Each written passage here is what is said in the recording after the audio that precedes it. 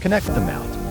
Push the ball head into the screen holder from bottom to top. Put the nut into the ball head. Push the magnetic mount into. Tighten the nut.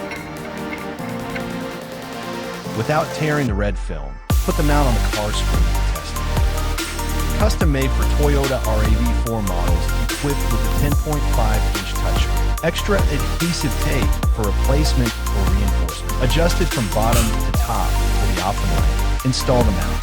Clean the top of the screen. Peel off the red film. Install the mount on the screen and press for at least 15 minutes. Wait 24 hours before use.